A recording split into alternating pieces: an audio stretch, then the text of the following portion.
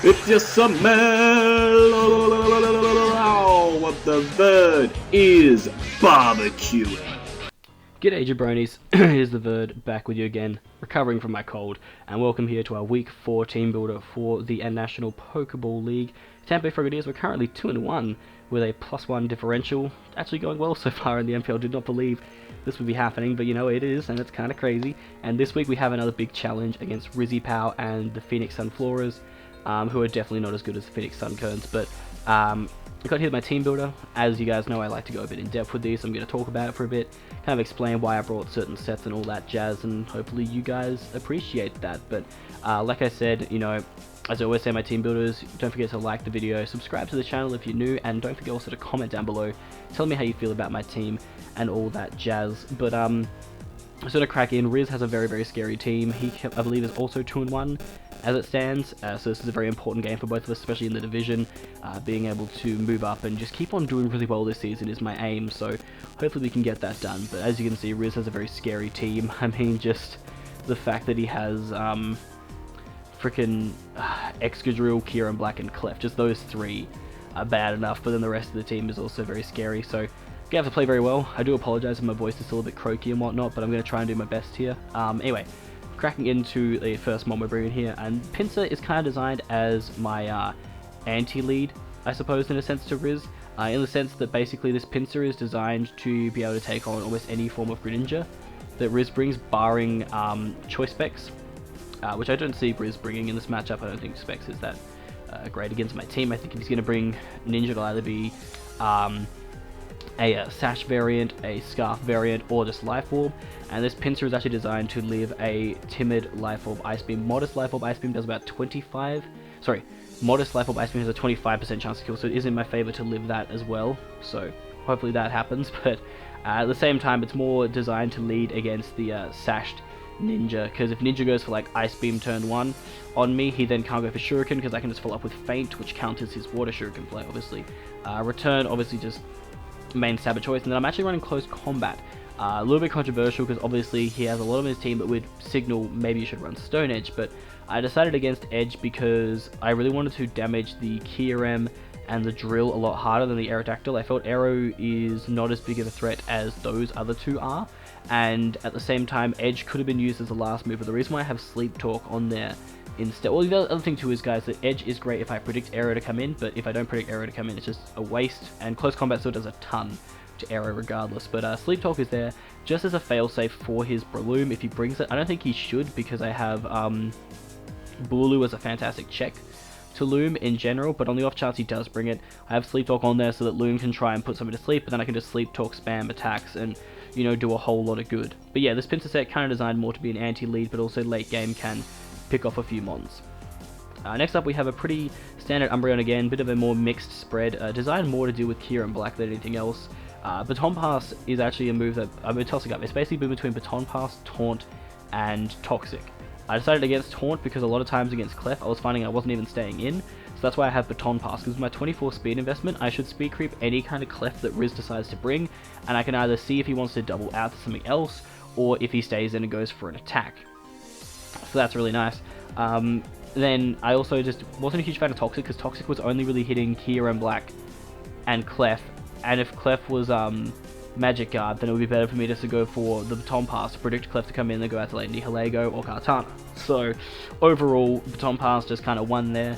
Foul Play is there because it literally just damages everything on his team, and then Wish Teched because that's just been good. But yeah, the speed on this Umbreon is enough to speed creep 4 speed invested Lantern, just on the off chance he doesn't bring much speed on Lantern. And it also is able to counter Riz creeping his Clefable to be able to outspeed 16 speed EV's Umbreon, as dumb as that sounds. This is to speed creep a potential Riz creep, so yeah, I thought I'd go with that, just be a bit cheeky because I had the ability to chuck that investment there. But moving on, we have our first wall breaker here. The reason why I'm calling this a wall breaker is because there's only really one good check, like they can actually switch in, I feel, against Nihilego on his team, and that is his Excadrill, which is why I'm running sub HP Fire, because I think he can't go like fully Spit F Drill in this matchup. I think it's just not the best bring overall, and so by going for the Expert Belt set here, I can actually 2-KO most drill sets, with the HP fire, and that's really good to be able to get rid of that massive threat to my team, as well as just getting rid of an annoying mon like that just blocks Nihilego anyway. I can also just go for sub on Clef to scout what kind of moves he wants to go for, as I don't think he'll actually go for a move against me unless he's going for a Calm Line, but even if he does Calm Line up, Expert Belt Sludge Wave does do about 65% minimum to +1 Clef, and then it just puts it in range of half of my team, so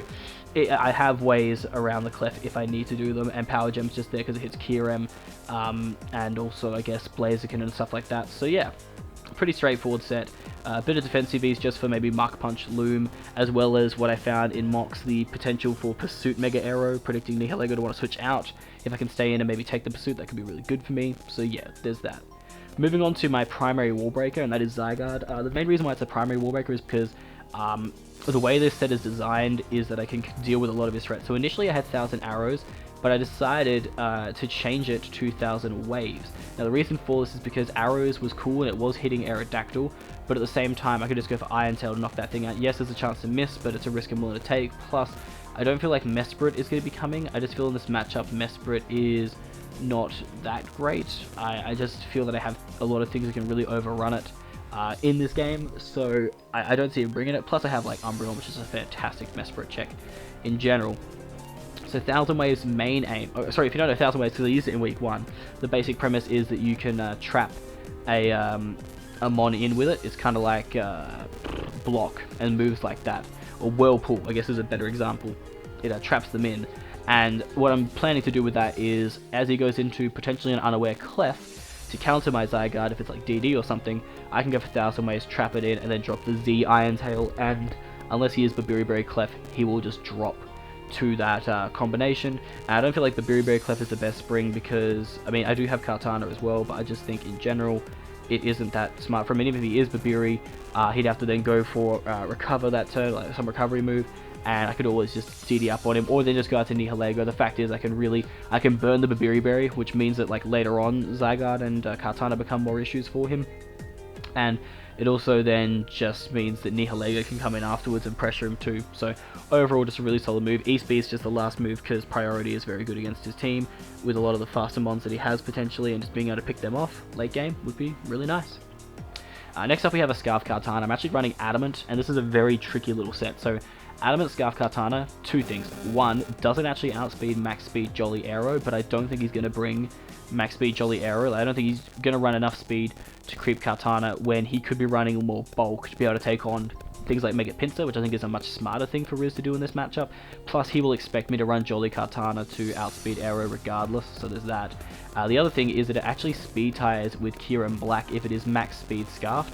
However, I'm not sure if he's going to run max speed Scarf because I don't know if he knows that it speed ties with Kartana, and at the same time, I don't think, like, if he assumes I'm going to be running the Jolly Kartana, he won't design his Kieran to be max speed. I think, again, more bulk could be really beneficial for things like the Pinsir, the Zygarde, stuff like that. And I also don't think he's going to bring Scarfed Kieran. I think the Scarf mod he will bring is Gengar, because it does outspeed Kartana by a point. So I feel that I'm able to get away with running the Adamant Nature here, but I'm going to keep it at 317 on the off chance he is Timid or Jolly Scarfed Kieran, so that I have the chance to at least speed tie with him, because that could be really, really important in the game. But regardless, Katana's rocking a pretty straightforward moveset. Like, the dual stab is just very, very good against his team, and then Night Slash and Psycho Cut basically just cover the back things. But you might be wondering, Verd, why do you run Night Slash and Psycho Cut? The main reason is that there's no real other attacks that it needs, and the combination of Night Slash takes out Gengar as well as Mesprit, whereas Psycho Cut takes out Gengar as well as Blaziken. So I have ways to deal with